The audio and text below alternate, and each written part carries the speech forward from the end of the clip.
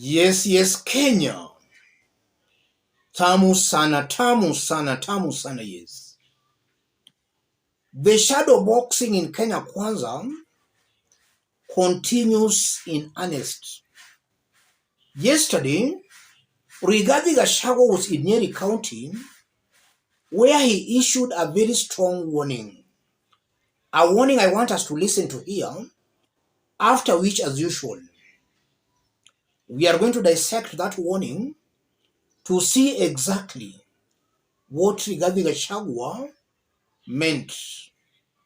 Listen to Rigathi. We are united in this region. Hamtujui nyinyi, ni kutuona tu mnatuona. We are one people.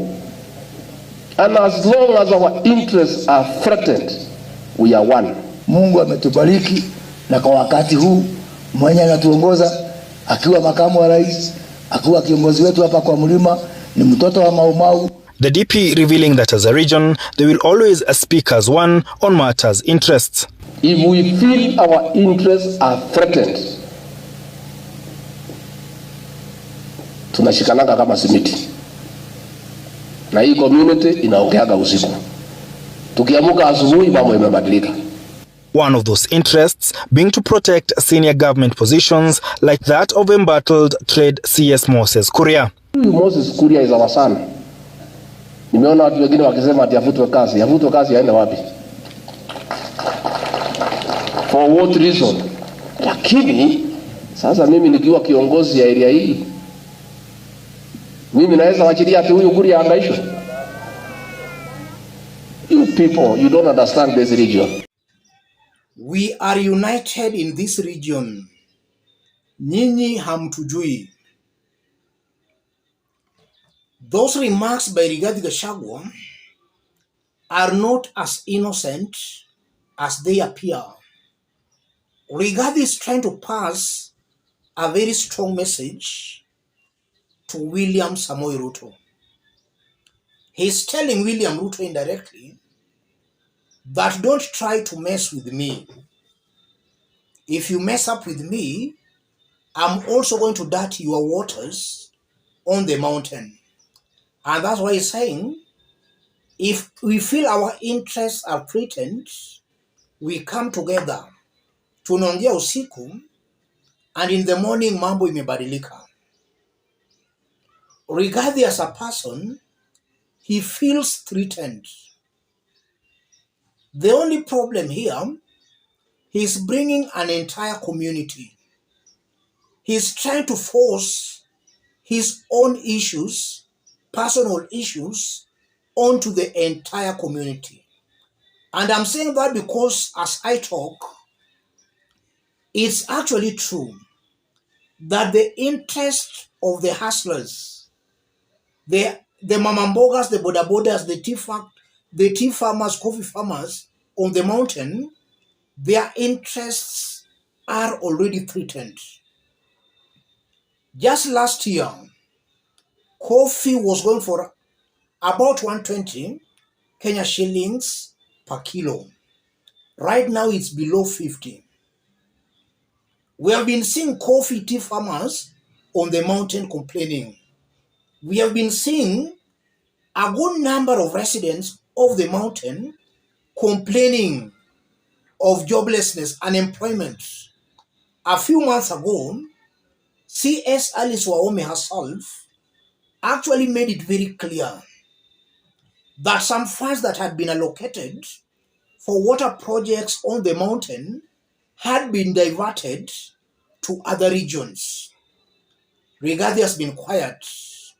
We have never seen those night meetings.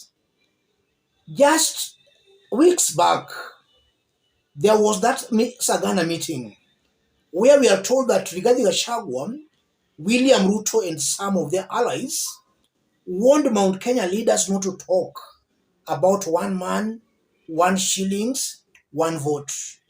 Those are issues that affects the mountain directly. Rigathi himself has been quiet. In fact, he has been is being used in making sure that the interests of the mountain are actually not catered for as they should. So when he says that when their interests are threatened, they come together, Rigathi is referring to his own personal interests. And I won't be wrong, just as I've explained, that Rigathi here feels is threatened and is sending that strong message to William Samoei Ruto. Don't mess up with me. If you mess up with me, I'll also dirty your waters. That's exactly the message Rigathi is trying to send. And that can be possible because we know next week, or rather on Friday, this coming week, UDA will be holding some meetings in preparations for grassroots elections come December. And from what we are seeing, I'm seeing a Rigathi who's being sidelined. He's being sidelined. And even the officials, most definitely, who will be elected or appointed for those various seats, I'm seeing a very high possibility where his close allies will be replaced. And I'm saying that from some confirmed sources. Rigathi's allies in government, or rather in UDA, have been earmarked for replacement. That's why he's talking the way he's talking. Before he made those remarks, there was a shadow boxing between him and Moses Kuria. And now he's pretending that he wants to protect Moses Kuria. All these are just political gimmicks. The truth of the matter here, William Ruto is happy when Moses Kuria, Rigathi Gachagua, Kimani Ichung'wah, Alice Wahome are fighting. And just as I did explain yesterday, William Ruto cannot and will never sack Moses Kuria. Moses Kuria talks the language William Ruto wants to hear. Yes, Moses Kuria is talking that language and is there deliberately for some political reasons. Moses Kuria is there deliberately, Ndindi Nyoro there deliberately, Kimani Ichung'wah, Alice Wahome. These are people who have been placed or rather put in government to serve some political reasons. As I conclude, it's true, and this is something I keep on saying here. Whether or not today or tomorrow, William Ruto and Rigathi Gachagua will part ways. They will most definitely part ways. I believe that Rigathi has not built himself enough on the mountain to a point he can disturb William Ruto very much on the mountain. And Ruto knows that. I strongly believe that Ruto is just playing on the psychology of these Mount Kenya leaders because he knows none has that mettle, or rather none has that courage to face him head on the mountain. He knows that these are just leaders who are holding on to his coats, or rather holding on to his coat to remain politically relevant on the mountain. Rigathi Gachagua being such leader. I'm seeing the war, the fighting still going to continue because I know William Ruto will not accept a situation where these leaders are talking or rather reading from the same page. Let me stop it there, ladies and gentlemen. If you are watching us but you have not yet subscribed, subscribe, give this video a like.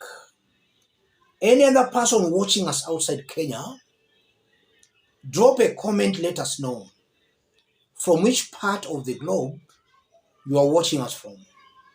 If possible, subscribe, give this video a like. That number below there is my number. In case you want to support this forum, feel free to channel any kind of a support to that number. Thank you. God bless you. God bless Kenya.